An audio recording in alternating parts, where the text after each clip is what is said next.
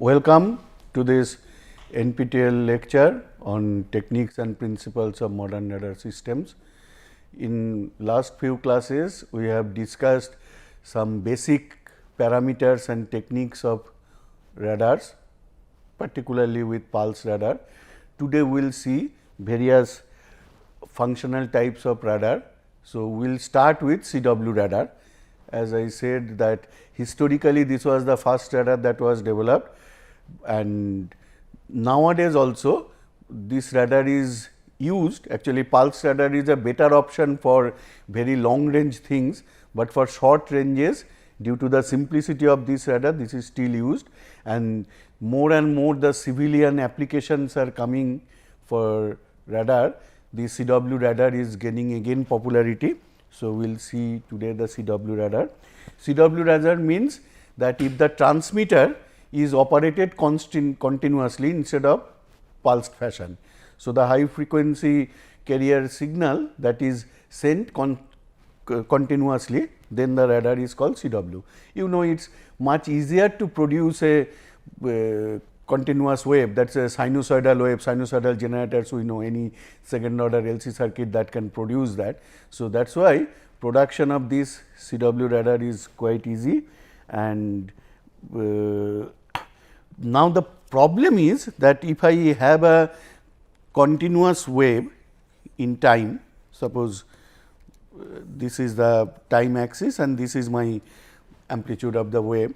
The problem is that I am sending it, and also after some time, let us say that this I am receiving the thing, but in a CW radar there is no starting position and ending position. You see that if I get suddenly this plus this, what I will find that okay, that this is the in response to this one I have got this, I will not be able to say. So, I will not be able to measure the time between the transmitted pulse and the return pulse. So, because there is no timing mark here, in a pulse you see the on off time is there. So, when the return will come, I will be able to say that that will be also in the form of pulse. So, I will be able to say that, but here the timing mark is not there. That is why CW radar actually should not be called a radar, because range measurement is not possible with this classical CW radar. So, the radar stands for radar radio detection and ranging. So, CW radar cannot detect that, but it can, what was the purpose it can detect? It surprisingly can detect the velocity. We know what is velocity, it is the rate of change of range. So, that first derivative it can detect, that we will discuss now, and also we will say one more thing, that you see that the here unlike pulse radar, there will be two separate antennas, one for receiving and one for one for transmitting, one for receiving, because we will have to see what is the transmitted pulse, transmitted signal and what is the receiving signal. And now,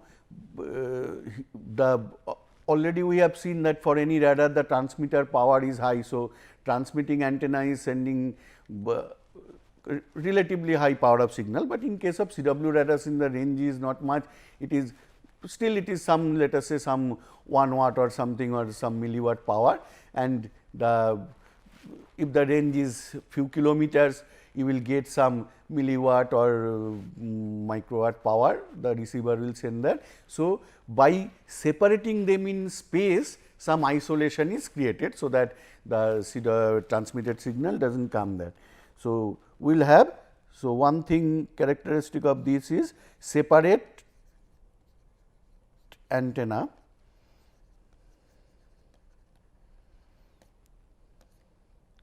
for transmitting and receiving systems. Okay. Now, obviously, the radar generally is used for detecting the moving object, or if the object is stationary, suppose the earth, it is if we consider it stationary and some aircraft is flying. So, there is a relative velocity. We have seen that if there is a relative velocity between the radar and the target, then there is a Doppler shift produced.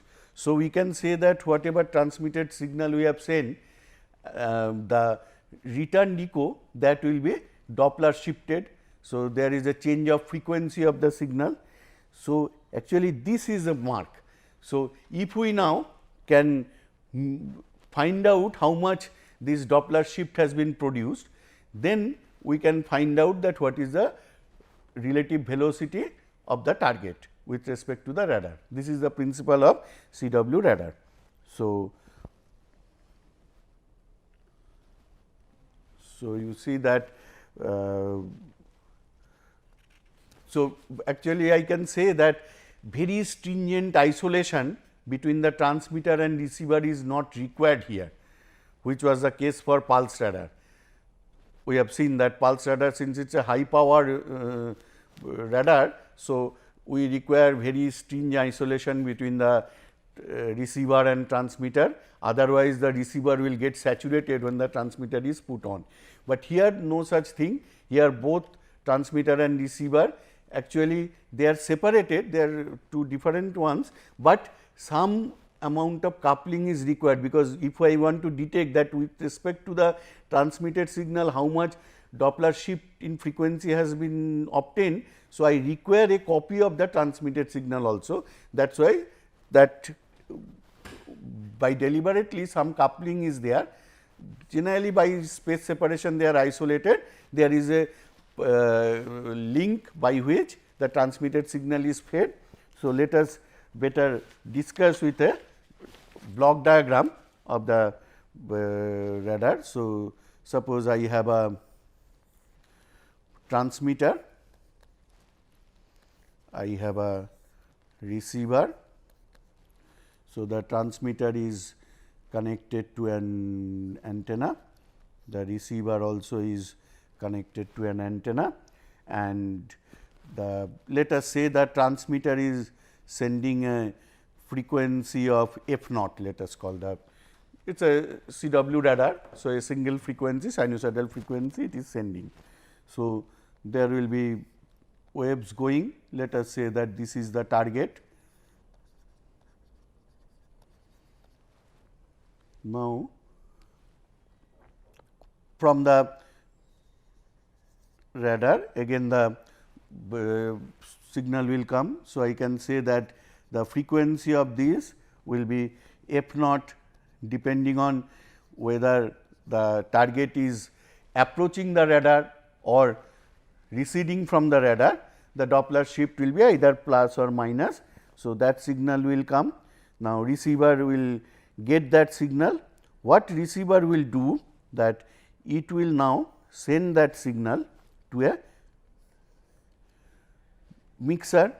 So, that we call a RF mixer, there it will be put, and mixer requires two inputs. So, one of these, you know that this is f naught plus minus f d. Also from the transmitter one signal will be put. So, this signal is f naught. So, the outcome that will be f d. This we know that mixer does this. So, this f d, and now the signal needs to be amplified, because obviously this is a weak signal. So, we call it bit frequency amplifier. We put an amplifier which is at a much smaller frequency. So, putting an amplifier is not a problem. So, that also the output is f d, and then we give it to a indicator or display anything. So, this indicator can be having a chart that depending on what is f d. So, we have found that expression f d can be always considered to what is the radial velocity of the target. So, mathematically this we can make the model that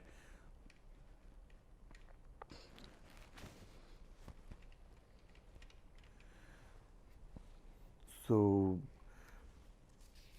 the thing is that now there are two terms here comes that closing target.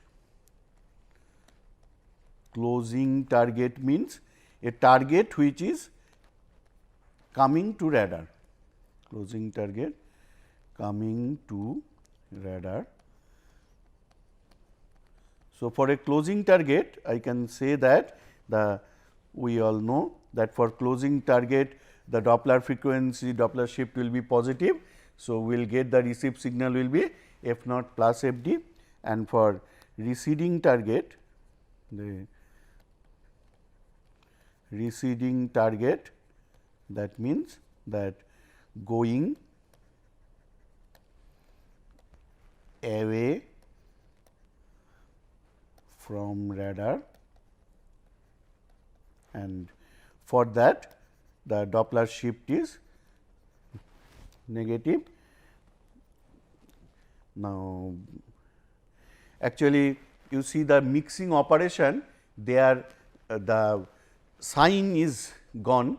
So, we can find the velocity, but whether it is a closing target or receding target, if we use this previous block diagram, this diagram does not, this block diagram, this is a CW radar block diagram, CW radar block diagram. So, in this the due to the mixing operation the sign of f d is lost, because here after mixer we are not getting plus minus f d, but there are circuit by which we can find out that. We will see that, because I will not be knowing whether the target is closing or receding, that is an important information, because generally the enemy thing will be closing. Now, our own targets, they may be closing, they may be receding, but we need to understand that what type of whether the target is closing or receding. So, now we will see we will modify the previous block diagram to get the sign of radial velocity. So, for that what we will do again that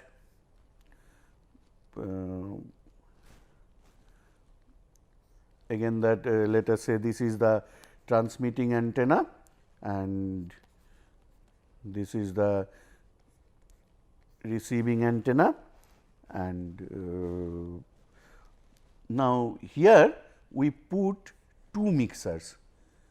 So, one I am calling mixer A, mixer A, and another one I am calling mixer B. Let me use eraser to erase this. So, mixer A and mixer B. Now, just here we require an additional element that we need a 90-degree phase shifter, 90-degree phase shifter. You know phase shifters. So, usually they are made of ferrite or some reciprocal material, and then non-reciprocal material, and then so 90-degree phase shift you have seen in communication classes also, etc. The SSB modulation, that time we require a 90-degree phase shift, etc. So, it is a Hilbert transformer, etc. So, that thing 90-degree phase shift. Now, this what we do, we take this signal. Now, how these mixers are fed? So, from the transmitting signal, let us say that from the transmitter, this mixer A, that is given this, and the other thing will come directly from receiver. So, mixer A is like the previous case. The previous block diagram, mixer A is like that, mixer B is new. So, in mixer B, this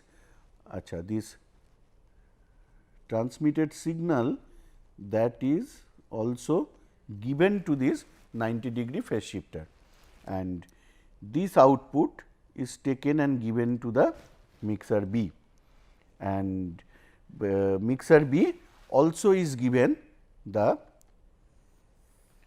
receiver signal. Okay. So, what is the modification that we have done? There are now two mixers. So, one mixer A is identical to the previous case, mixer B is only one change, that the transmitted signal is being 90-degree phase shifted and given to mixer B. The other one is from receiving signal, that is common in both one. And these two outputs of these two mixers, they are now given to a synchronous motor.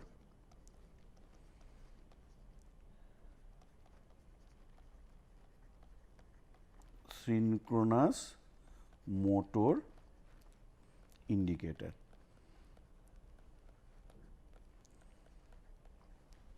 So, I will give this here also, let me see, yes. Okay. So, mathematically now let us understand what is happening. So, I can write that what is the transmitted signal. So, T x signal, let me call this E t. T is the indicating that it is a transmitted signal.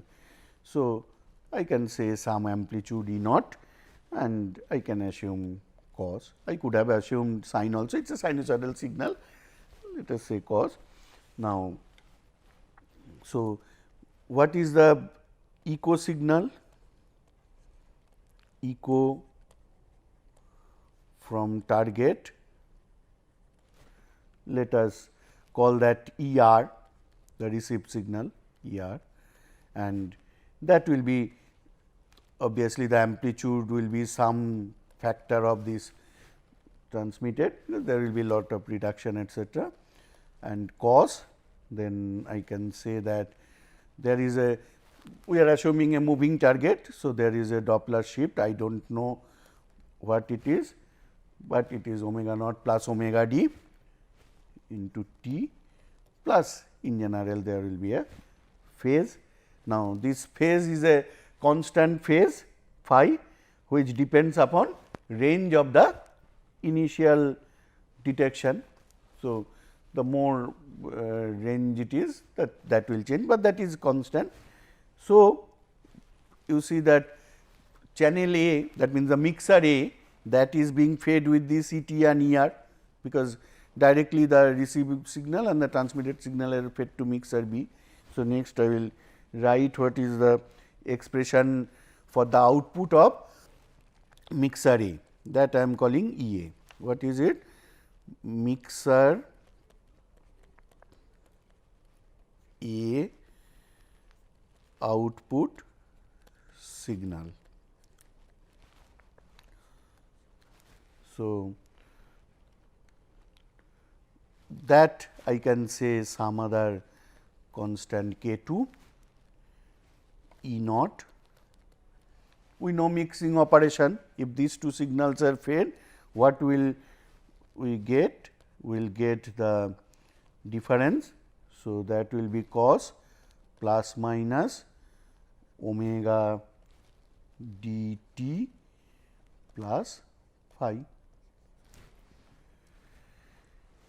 Okay. Similarly, what is mixer B output signal? Let me call it E B, and that E B, since mixers are identical, I am assuming that the amplitude, actually this mixers do not bother about the amplitude. So, I can write anything k 2 E naught cos, what will be it? It will be minus plus omega d t plus phi, plus there is an additional phase shift here pi by 2. Okay. So, these are the two mixer outputs. Now, let us specialize that what is happening for closing target, what is happening for the target. So, let us say that if it is a closing target, so then I know that E A, to show that it is closing, I am writing E A plus. So, that is K 2 E naught cos omega d t plus phi and E B plus, that will be K 2 E naught cos omega d t plus phi plus pi by 2. So, we can say that the mixer B output,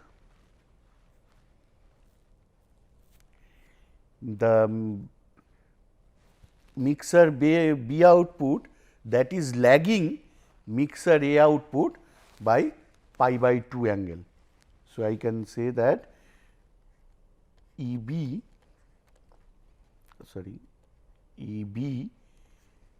lags E A by pi by 2 phase. Okay. Now, let us see. Acha. So, if this is the case, then there are this phase difference between the two signals. So, if these two are now put to the synchronous motor, you see that actually in the diagram this is put to a synchronous motor. So, synchronous motor will start rotating, because if the two signals who are different in phase, they are given to synchronous motor runs, more phase difference it will run more, etc. You know the operation of synchronous motor. Okay. So, I will say that the motor runs in one of the direction, depending on the construction of the motor, whether it will move in clockwise or anticlockwise, but motor runs in one direction. I do not know that direction, but it is there.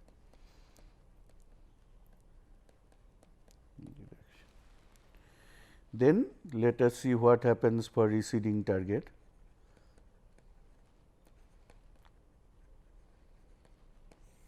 So, for receding target, I can similarly write E A minus, that K 2 E naught cos. So, here the negative sign.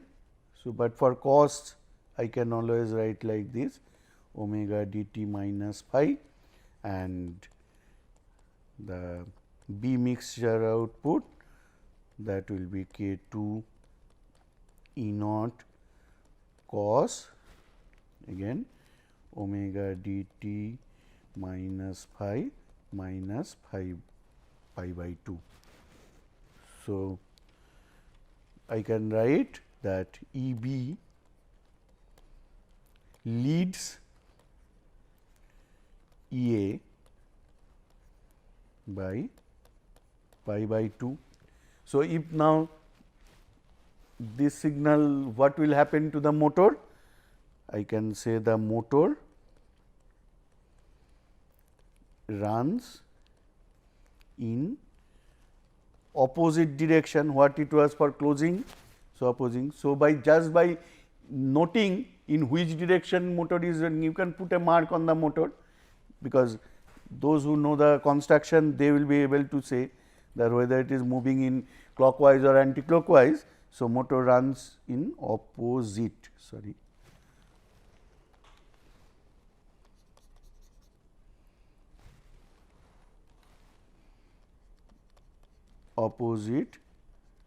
direction,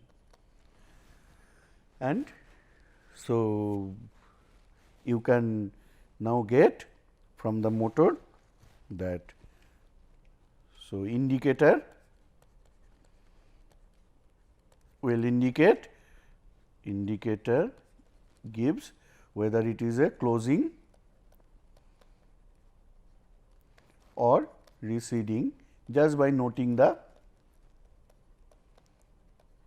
direction.